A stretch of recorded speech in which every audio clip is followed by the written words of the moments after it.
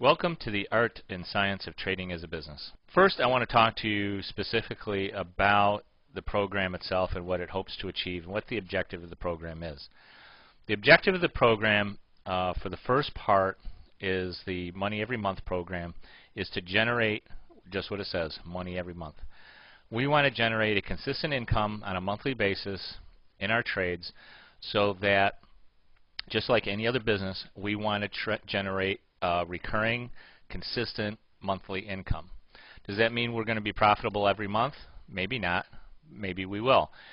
The important point to think about is that we really want to have a monthly income stream. In order to generate a monthly income stream, we're going to be using options as our primary trading vehicle. Now, every business manages their business based on numbers, and that's exactly what we're going to do in ours. This is a real business. It's a business in which you are buying and selling. Any business that buys and sells things, and it doesn't matter what it is, it could be a bakery, it could be a auto repair shop, it could be a parts store, it could be a gift shop. You have to buy your stock from someplace and then you sell it to a customer. Well, the very same thing happens in the market. You're buying and you're selling. Let me give you an example of how we actually try to make our money in the markets as a business. All we're doing is really meeting supply and demand. Let's take, for example, a stock such as Activision, which we have on our screen right now. The symbol is ATVI.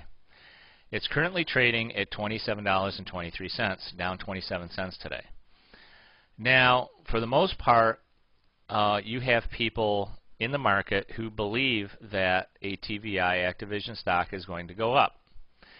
You have other people who believe the stock is going to go down, and that's what makes a market.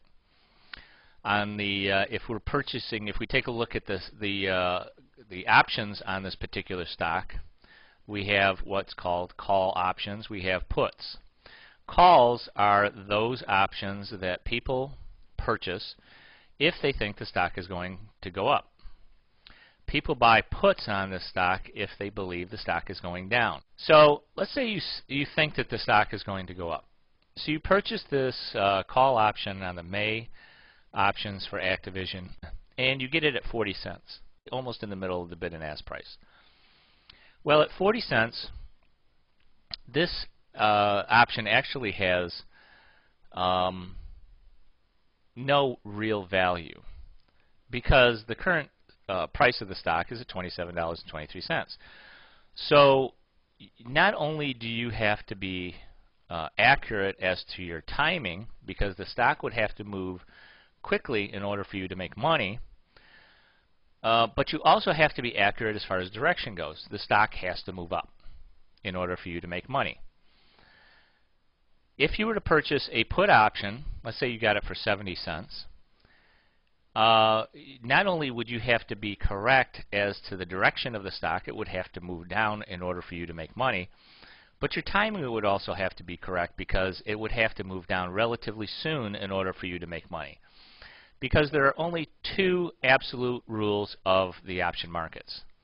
Those two absolute rules are, number one, prices will fluctuate.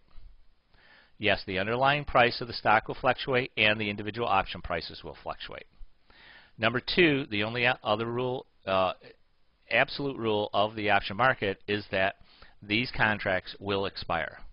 Any option contract that you buy on any stock will expire at a certain date in the future. If we were to purchase these May options, the ones that we're looking at right now, expire, and we have the expiration date right here, in 24 days. Normally, the options expire on equity and index options the third Friday of each month. That is the last trading day for those options. They actually expire the very next day on a Saturday.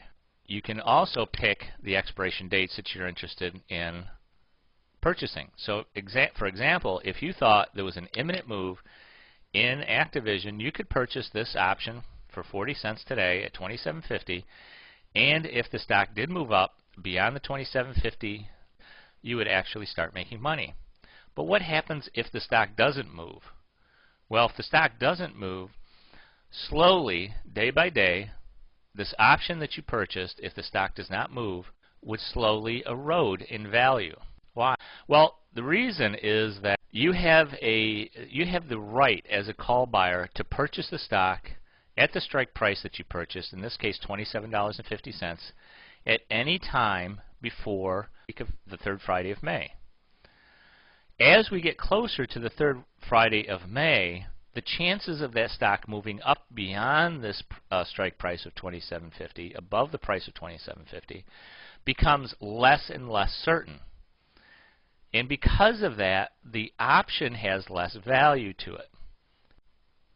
So, I mean, if you take a look at an option like this over time, you know, let's say that the stock doesn't really move. If over time, you know, like a week from now, maybe this option will be selling for 20-cent bid, 35-cent ask. A week after that, it's 15 cents and 20 cents, or 25 cents. The week after that, maybe it's 5 cents and 10 cents. So eventually, the option that you purchased at 40 cents with great hope that the stock was going to move up is now only worth about 10 cents. You've lost 30 cents on the trade. Well, that's exactly what the person who sold it to you is hoping would happen. That in fact, that the stock did not go up in price, that you purchased this option that they know is going to expire and will eventually erode in value over time. And that's how they make their profit. Because they sold it to you at 40 cents, they can buy it back at 10 cents, making 30 on that trade. Well, what about the guy who purchased the put option? The option that gives him the right to sell the stock at $27.50, hoping that it would go down so that he could buy it back at $22.50. If he could buy it at $22.50 and sell it at $27.50, he's made a $5 profit. And that's what his hope is. Now, if the stock doesn't do anything at all, the same exact thing is going to happen to his put option. Eventually, over time, because the actual probability that the stock is going to decline in price decreases as these options get closer to expiration, then eventually this option will be worth less and less each week. Let's say next week at this time, if the stock does not move, then this option will only be worth maybe 45 cents to 65 cents. Another week passes by, and now it's only worth 35 cents to 45 cents. Now another week passes by, and it's only 25 cents.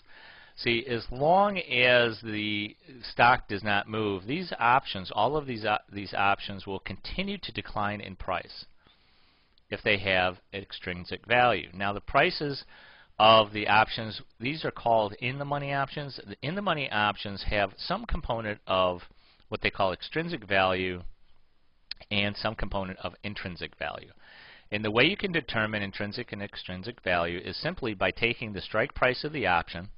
In this case, we're taking a look at the May 20 calls, and they're priced at $7.40. On these 20 calls, if you add the strike price to the price of the call, you get $27.40. At the mid price, you're probably talking about closer to $27.25, which is exactly the price of a current stock. So you could say that this call option has no intrinsic value. In fact, if we look under extrinsic value, you can see that it is actually 0. The closer you get to the at the money or the actual price, strike price of the stock, you can see that there is in fact some extrinsic value left. There is some time value left in that option, and that time value is basically saying that, hey, you know what? We do have 3 or 4 weeks before expiration, so the price of the option may actually increase to the point where it might be actually further in the money. What is our objective, though? Okay, this is just a very brief. You should have already a basic understanding of options. I probably haven't told you anything new, or maybe I have, I don't know. But depending on your experience. The important thing to remember, though, is that when we trade for monthly income, the stock cannot be in 2 places at one time. At expiration, we're going to make money on one side or the other. And that's an important distinction to make because we make money whether the stock goes up or down. Now the types of vehicles that we use in order to trade options on the exchanges are normally going to be, and I'll go through all those with you in the next series here in portfolio building. What we're going to be using are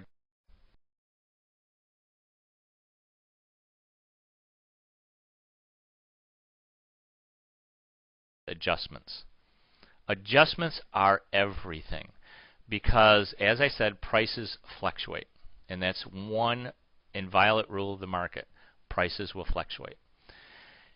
We don't care if they go up or down, but they do fluctuate. There's the numbers. there's a couple rules of the option markets, and that is that the two I've already told you. The third one is don't lose money. Okay, so yes, the rules are prices fluctuate, options expire at a date in the future, and the third rule is don't lose money. So in order not to lose money, many times we have to do adjustments to our original positions, and this is where a lot of option players make a mistake. They do not adjust their positions. They put a position on, they believe that they can just keep it on there until expiration. Well, they forgot about the other rule of the market, and that is prices will fluctuate. Options expire, but they also fluctuate. So if you get into a position, and a lot of option players do this, they just put positions on and they forget about them, and they don't even look at them until they have a loss. And then it's too late to do any type of adjustment to that position because they're already too far gone. Our goal is to monitor your positions, put these positions on, and then we will show you exactly what you need to do in order to adjust the positions, and that's where the majority of the real profits come in this business. Because, you know, what happens to a business when it's not making money all of a sudden? Well, just like this, if we're not making money, then we have to take a look at the source of the problem and adjust our strategy in order to take advantage of new market conditions. And that's exactly what any business has to do. Any business who is not in a profitable position has to take a look at their business model, and exactly what we do in our business of trading. And that's why it really is a business, because we manage by numbers. And that's what all good big businesses do. They manage by numbers. So now this is an aggregate position of our demonstration account for the purpose of these videos.